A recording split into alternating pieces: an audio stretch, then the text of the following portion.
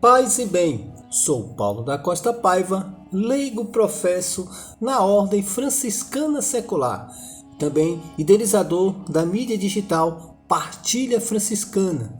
Nessa mídia você encontra tudo relacionado à espiritualidade franciscana, mais precisamente, dos terceiros penitentes de São Francisco de Assis.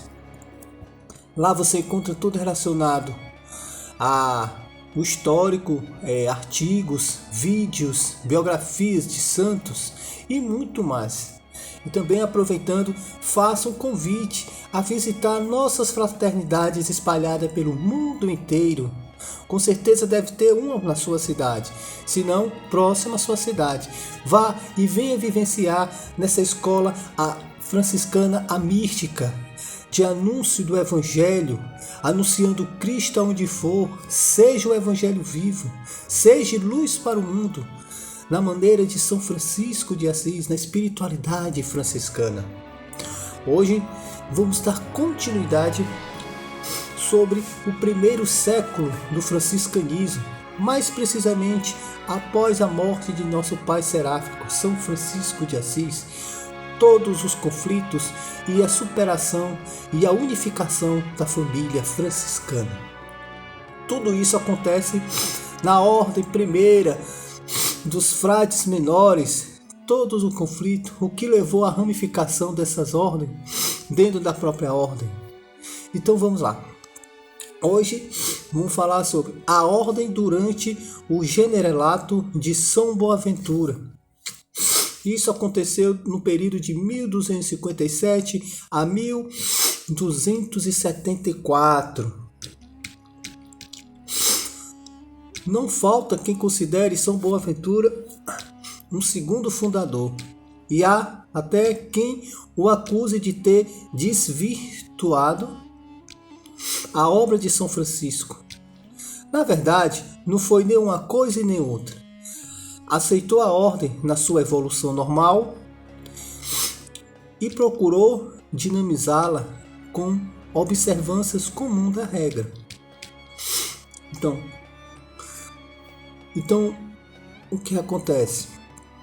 A evolução era algo que estava acontecendo, não tinha como ficar obsoleto, passado para trás. Tinha que vivenciar a espiritualidade com seus novos desafios. Então vamos lá, dá continuidade ao texto. A ordem em conflito com algumas forças da igreja. São Francisco havia ensinado que os irmãos menores deviam ser sempre submissos aos bispos e aos sacerdotes. Bastante destes, porém, desde o princípio, que não viam com bons olhos a autorização concedida pelos papas aos franciscanos de exercerem a cura da alma, ao ponto de o Papa Gregório IX ter saído em sua defesa. A própria Universidade de Paris se ergueu como adversário da ordem, porque os mestres seculares da Sorbona, capitaneados por Guilherme de Saint-Armand, não queria aceitar os dominicanos e franciscanos como os catedráticos da universidade. Negava aos mendicantes o direito a professar a pobreza. Ensinavam que a mendicância era contrária ao Evangelho. O direito de exercer o ministério pastoral e até o direito de existirem. São Boaventura saiu em defesa da ordem com seus dois tratados, Questões de Perfeição Evangélica e Apologia dos Pobres, nos quais estabelece os seguintes princípios. Primeiro ponto: a pobreza voluntária é o mais alto grau de perfeição evangélica. Segundo ponto: tem direito a pregar e ensinar o Evangelho, sobretudo aqueles que a praticam. Terceiro ponto: a pregação é um direito que os irmãos receberam do Papa, que é o primeiro pastor próprio de todos os fiéis. Quarto ponto. Os irmãos têm direito a viver do Evangelho, isto é, têm o direito a mendigar. Então, Boaventura foi em defesa dos mendicantes, né? Que naquela época era conhecido, as mais conhecidas pelo menos, a referência era os franciscanos dominicanos. Então existia todo um preconceito por trás, por viverem a radicalidade, ou tentarem viver a radicalidade do Evangelho. Existia aquela desconfiança que talvez esses irmãos fossem ignorantes, ilimitados, até tolos.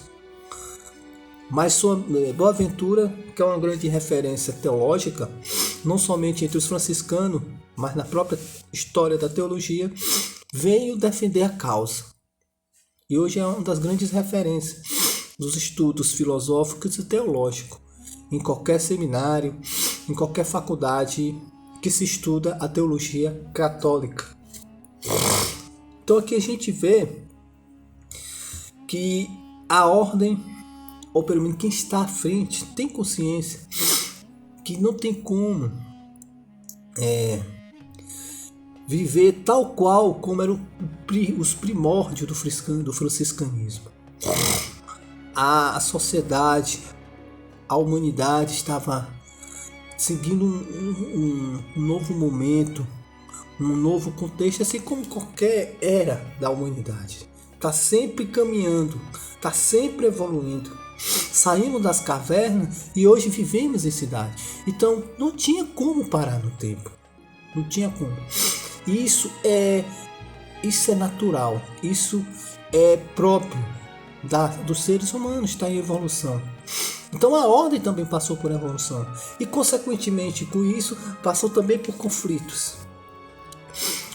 E esses conflitos não eram somente internos, né? A gente vê que esses conflitos também eram externos. As pessoas olhavam de uma forma preconceituosa, até arrogante, subestimando a espiritualidade, a potencialidade daqueles frades, simplesmente por ter que optar em viver pela pobreza, optar em viver da mendicância. Que apesar que já tem uma ala que já não queria viver dessa forma, queria buscar outros meios para a sobrevivência de suas fraternidades. Enquanto outros não, outros ainda persistirem em viver a mendicância.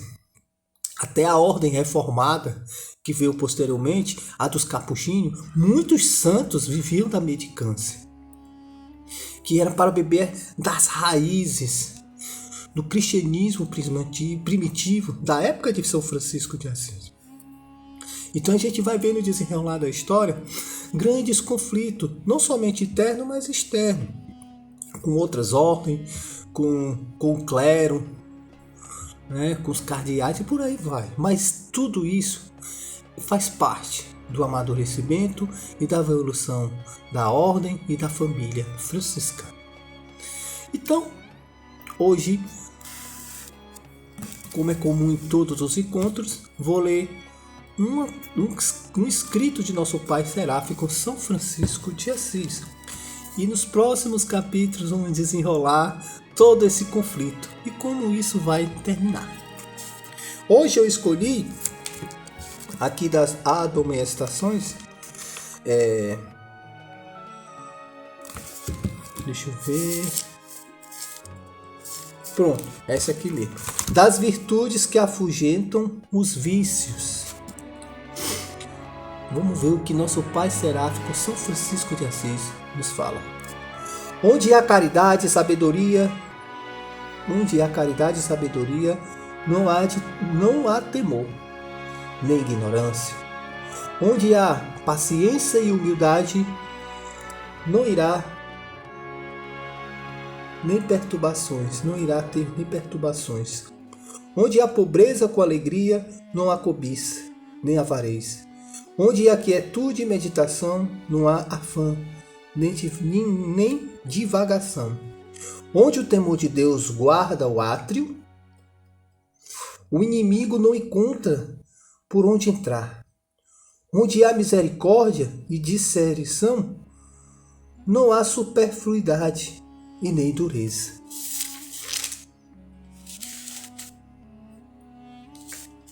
Francisco nos fala que devemos sempre nos ocupar, preencher todo o nosso coração com o temor e o amor de Deus, assim não deixando espaço, brechas para que o inimigo, as nossas misérias, se manifeste e nos domine. Então, até o próximo encontro, irmãos. Paz e bem.